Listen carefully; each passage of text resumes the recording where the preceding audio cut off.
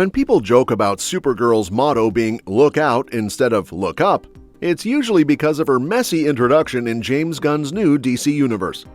The joke works perfectly since in Supergirl Woman of Tomorrow, Kara Zor-El actually spends part of her time drunk on a red sun planet, and it looks like Gunn is leaning into that idea, making her a hero who isn't polished or perfect, but someone raw, complicated, and even self-destructive at times. That may sound unusual for a superhero story, but it's exactly what makes this version of Supergirl so interesting, and why so many fans are buzzing with excitement about the upcoming Supergirl movie. Now, the timing of all this is pretty wild. The 2025 San Diego Comic-Con just wrapped up, and it turned out to be a massive event for DC fans. There were all kinds of announcements, sneak peeks, and heartfelt moments that reminded everyone how much comics still mean to the people who make them. Out of everything that happened, though, one moment stood out as the real highlight: James Gunn's surprise appearance at DC's Jim Lee and Friends panel. It was the kind of moment fans dream about, where you could feel the energy in the room instantly shift. Gunn walked in, and suddenly all eyes were on him. What made this particular appearance special wasn't just the surprise factor, it was how openly Gunn spoke about his admiration for Supergirl Woman of Tomorrow. That comic, written by Tom King and illustrated by Bilquis Evely with colors by Matt Lopez, has quickly become one of the most respected Supergirl stories ever told. For many fans, it even redefined who Kara Zor-El is. So, when Gunn showed up and praised the book so openly, it wasn't just fan service, it was reassurance that his upcoming Supergirl movie is in the hands of someone who truly respects the source material. At the panel, Gunn didn't waste any time getting to the point. He looked right at the creative team and said he makes movies like Superman and the upcoming Supergirl because of the respect he has for the work people like King, Evely, and Lopez create. He even admitted that he had just been staring at the art before the panel and that it genuinely touched him. Gunn described their work as so beautiful that it moved him deeply. That's not something you hear from every director, because not everyone speaks with that kind of honesty, but with Gunn, it felt completely real. And that's what makes his approach so unique. He's not just adapting comics, he's clearly inspired by them on a personal level. Gunn even said he couldn't have made Superman without being influenced by the artistry and storytelling from comics like Woman of Tomorrow. Hearing that kind of passion makes it easier to understand why his projects, whether it's Guardians of the Galaxy, The Suicide Squad, or Peacemaker, often stand out from the crowd. He approaches these stories with love, not just as content to churn out for profit.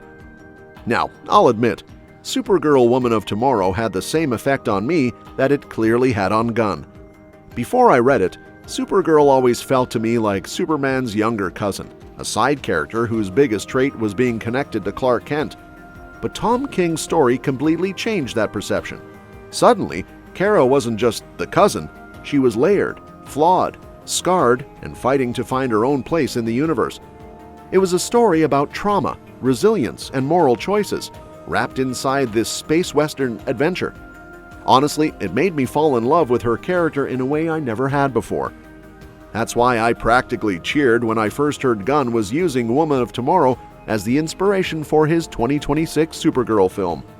Because even though adaptations never match the comics beat for beat, just knowing the heart of that story will influence the movie is enough to give me high hopes. And now that we've seen Kara Zor-El's first appearance in the DCU, I feel even more confident. For anyone who hasn't caught it yet, Supergirl actually made her debut in the final moments of Superman. It wasn't long, maybe 30 seconds, but it was enough to spark all kinds of reactions from fans. Milly Alcock, who's playing Kara, showed us a version of Supergirl who's obstinate, rebellious, and, let's be honest, a complete hot mess. That's exactly the version King wrote, and it's honestly a breath of fresh air. Because instead of being another squeaky clean hero like her cousin, Kara is introduced as someone struggling, messy, and deeply human despite her alien powers. One of the cleverest touches in that cameo was the nod to her drinking on a red sun planet. Superman himself mentions it, explaining that Kara had gone there because under a yellow sun, Kryptonians can't get drunk. That detail isn't random. It's pulled straight out of Woman of Tomorrow, where Kara begins the story in a bar on a red sun world, trying to numb her pain. Including that little beat in Superman wasn't just a funny throwaway, it was a deliberate way of telling fans, this is the Supergirl you're getting, raw, vulnerable, and carrying a lot of baggage. It's also worth noting that this kind of portrayal sets her apart from Superman in a big way. Clark Kent has always been portrayed as steady, confident, and morally centered. Kara, by contrast, is being introduced as someone still figuring things out. She struggles with survivor's guilt, a lack of direction, and unhealthy coping mechanisms. That contrast makes her story feel necessary rather than redundant. Instead of being Superman but female, she becomes her own character with her own unique challenges. Of course, not everything in the movie will be a direct copy of Tom King's comic, and Gunn has already signaled that with subtle changes. For example, in the comic, Krypto plays a huge role in motivating Kara to go on her journey. But in the DCU, Krypto is shown with Superman while Kara is off on her Red Sun drinking escapades. That small change already suggests Gunn won't be following the comic beat for beat. Instead, he's likely to borrow key themes, ideas, and moments, but remix them into a new story that fits the larger DCU. Honestly, that's probably the smarter move, because it allows both the comic and the movie to shine on their own. Now, I know some fans always want one-to-one adaptations, but there's a good argument for this approach. By not being tied down to every single plot point, Gunn can surprise us while still honoring the heart of what made Woman of Tomorrow so powerful. It's the same strategy he used with Guardians of the Galaxy. He didn't adapt a single comic arc directly, but he pulled inspiration from multiple places to create something that felt true to the spirit of the characters. If he does the same with Supergirl, we could end up with a film that stands as both a tribute to the comics and a bold new direction for Kara Zor-El. Another thing worth appreciating is how Gunn has been careful to frame Supergirl's introduction as more than just a joke about her being drunk. Sure, it was funny to see her staggering, but the scene also carried weight.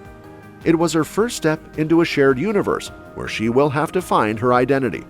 It sets up a character arc that's messy but deeply relatable. Because who hasn't felt lost or coped in unhealthy ways at some point? By showing us a Kara who's flawed from the start, Gunn is laying the groundwork for a redemption story that could become one of the most compelling arcs in the DCU. DC has struggled with consistency, but fans now want authentic, emotionally rich stories. Supergirl Woman of Tomorrow delivers exactly that, making it the perfect inspiration for James Gunn's 2026 Supergirl movie. With Milly Alcock embodying a messy yet relatable Kara Zor-El and Gunn's genuine passion for Tom King's acclaimed comic, the film has a strong foundation. Even though details will differ, the heart of Kara's search for purpose remains central.